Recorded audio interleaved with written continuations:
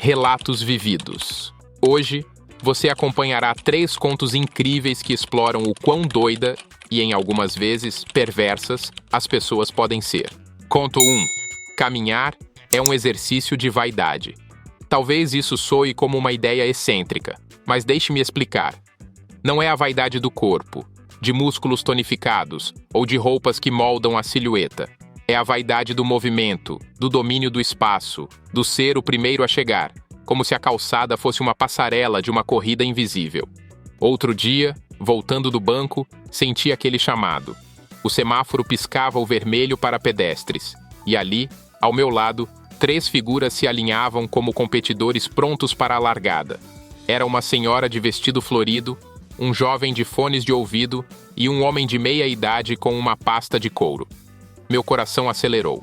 Não era uma escolha consciente, mas ali, naquele instante, sabia que precisava ser o primeiro a cruzar a avenida.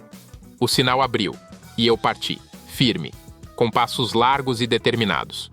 O jovem com seus fones de ouvido parecia flutuar ao meu lado sem esforço, embalado por uma batida que eu não podia ouvir, mas podia imaginar ser pulsante. A senhora, com surpreendente agilidade, avançava também, e o homem de meia idade, que de início parecia alheio à disputa que eu havia decretado, rapidamente percebeu o jogo e aumentou o ritmo. Senti uma faísca de rivalidade no ar. A calçada parecia se estreitar. A cada passo calculava a distância, observava o movimento periférico, fazia cálculos rápidos e mentais. O jovem era um perigo, sua juventude lhe conferia uma vantagem. A senhora, porém, parecia ter anos de prática em ser subestimada. O homem de meia idade estava cada vez mais próximo, seu rosto franzido em uma expressão de determinação silenciosa. Eu já podia sentir o suor em minha testa, mas não diminui o ritmo. Não era apenas uma corrida. Era uma questão de honra, de provar a mim mesmo que, naquele pequeno universo urbano, eu era o mais rápido. A padaria surgiu no horizonte. Eu a conhecia bem. O ponto final de muitas das minhas travessias. Foi ali que percebi que o homem, com sua pasta de couro, começava a apertar o passo, ameaçador.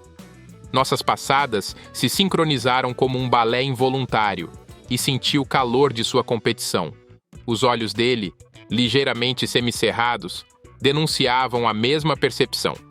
Estávamos ambos na mesma vibe. Decidi acelerar. Meu corpo se inclinou levemente para frente. Meus passos ficaram mais rápidos, quase que desenhando um compasso frenético no asfalto. Mas o homem reagiu de imediato, como se sentisse o desafio. Percebi então que o jovem havia desistido da disputa, abrindo espaço para minha vitória. Ou para a do homem com a pasta. A senhora, sem qualquer explicação, virou bruscamente à direita, sumindo em um beco estreito, como uma jogadora que decide abandonar o tabuleiro antes da última jogada. Era agora ou nunca.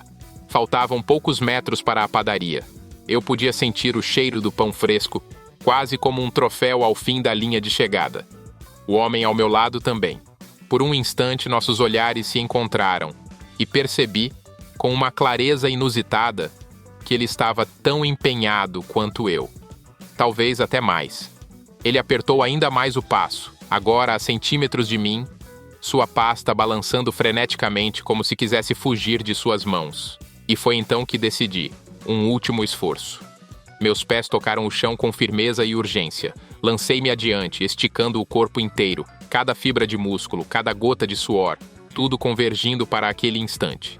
Um passo, outro, e eu estava na frente, quase cruzando a linha imaginária. Até que senti um toque suave no meu ombro. Um toque inesperado que me trouxe de volta ao presente, arrancando-me da adrenalina. Era o homem. Ele havia parado, assim como eu, mas seu rosto estava sereno. Um sorriso quase paternal em seus lábios. Vai com calma, meu amigo, ele disse, rindo. O pão não vai fugir. Ele virou-se e entrou na padaria. Eu parei, arfando, sentindo o rubor subir pelo meu rosto. Olhei ao redor e percebi que ninguém mais, além de nós dois, havia sequer notado a corrida. Apenas eu e ele, por alguns metros, fomos gladiadores em um campo de batalha invisível.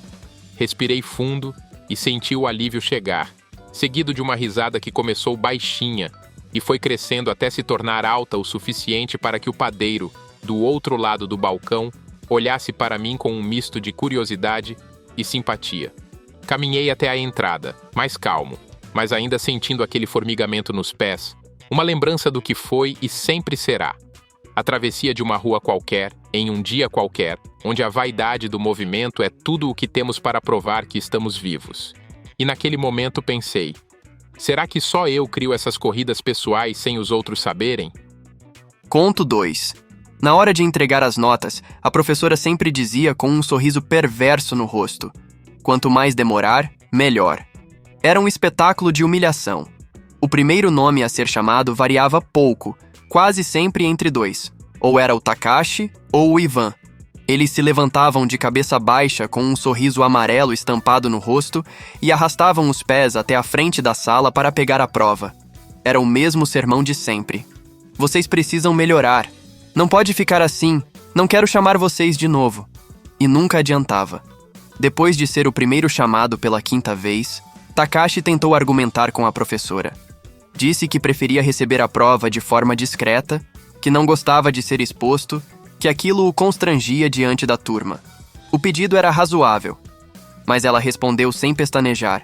Se eu entregar em particular, o primeiro a receber vai saber que teve a pior nota. Isso quebra o objetivo. O objetivo? Sim, é para envergonhar. Após os rapazes, havia um amontoado de nomes que se alternavam nas posições intermediárias. A Camila, em um dia de sorte, passava da média e até comemorava. Em outros, talvez após uma discussão com o namorado ou uma noite mal dormida, ficava algumas posições depois de Takashi e Ivan e murchava no seu canto. O Marcelo era invariavelmente o 20º, em uma classe de 40, mantendo uma constância quase matemática. Depois que virou Marcela, passou a ouvir Clara, Tiago e Fernanda antes do seu nome. De qualquer maneira, nunca ligou muito para as posições. Dizia que a vida era muito mais que notas. Os primeiros lugares eram uma reserva de elogios e disputas internas. Ali, a tática do name and shame falhava e se transformava em um desfile de vaidades. Os 5 frequentadores assíduos desse pódio eram Pedro, que virou advogado, Mariana, hoje uma data scientist de sucesso, Gabriela, uma médica pediatra, e 2 Eduardos. Um dos Eduardos era, invariavelmente, o último nome chamado, sempre o mais celebrado pela professora. Você é incrível, nunca vi alguém assim, é um orgulho para todos. Quero sempre te chamar por último. Ele sorria, com o ar de quem já sabia o que estava por vir. Hoje, ele é dono de uma loja de antiguidades. Mas a história não termina aí. Foi numa tarde qualquer, anos depois que o encontrei. Eu caminhava distraído por uma rua antiga da cidade quando o vi, ao longe, à frente de uma vitrine empoeirada. Ele estava arrumando o mostruário de relógios antigos com um cuidado quase obsessivo, como se cada peça fosse um fragmento de um tempo que ele desejava controlar. Fiquei parado por um momento, observando. Era o Eduardo, sem dúvida. A mesma postura ereta, o mesmo olhar que parecia enxergar além da superfície das coisas. Entrei na loja. Ele me olhou por um instante, sem me reconhecer de imediato. Posso ajudar? Perguntou com uma voz mais grave do que eu me lembrava. E então, subitamente, os olhos dele se acenderam. Não acredito. Você é o... Sim, eu disse, interrompendo. O que sempre vinha antes de você. Ele riu, e por um instante o Eduardo que eu conhecia voltou à superfície. Ah, aquelas aulas. O jogo das notas. Nunca pensei que fosse te encontrar por aqui. Conversamos por alguns minutos sobre banalidades, até que a curiosidade me venceu. Mas me diga, Eduardo, como é que você acabou aqui, com essa loja? Sempre achei que você fosse se tornar, sei lá, um executivo, um cientista. Ele me olhou com um sorriso que misturava ironia e resignação. A vida tem suas voltas, não é? Aquela pressão toda, o elogio constante, acabou me sufocando. Senti que precisava de um tempo, de espaço, de silêncio. Comecei a colecionar coisas antigas, relógios, móveis, lembranças de uma época em que o tempo parecia passar mais devagar. Aos poucos, isso virou meu sustento. Fiquei em silêncio, absorvendo suas palavras. Era curioso como a vida o tinha levado para longe daquela corrida frenética da escola, onde a aprovação da professora parecia ser tudo o que importava. Mas sabe, ele continuou, de certa forma, ainda estou competindo. Só que agora é uma corrida diferente. Contra o tempo, talvez, contra o esquecimento. Saí da loja com uma sensação estranha. Algo nele havia mudado, mas talvez algo em mim também tivesse. Enquanto caminhava pela rua, pensei naquelas aulas, na humilhação, nos risos, nas vitórias e derrotas de um jogo que na verdade nunca fez sentido. Eduardo havia encontrado um outro caminho, talvez mais tranquilo, menos grandioso. E eu? Eu segui andando, como se a rua fosse um longo corredor de escola, esperando que, a qualquer momento, alguém chamasse meu nome. Conto 3. Tenho 25 anos e sou professor universitário de economia. O segredo da profissão, o segredo de ouro, é que, além das aulas que dou na faculdade, que já pagam um bom dinheiro, há um mundo vasto de pesquisa aplicada esperando por alguém disposto a fazer as contas certas. Também dou algumas aulas particulares. Em um mês bom, chego a tirar em torno de... Ops, quase me esqueço do conselho do meu pai. Nunca diga quanto você ganha, e se disser, divida o valor real por pelo menos 3. É uma regra simples, dizia ele, para evitar complicações. Contribua o suficiente para cobrir seus próprios gastos e fique quieto. E não é por superstição ou medo da inveja, daquela inveja que faz espada de São Jorge murchar e secar na sala de estar. É para ter paz. Aprendi isso da pior maneira. Estava no meio do meu mestrado quando consegui um trabalho que me permitia ganhar 5.000 por mês.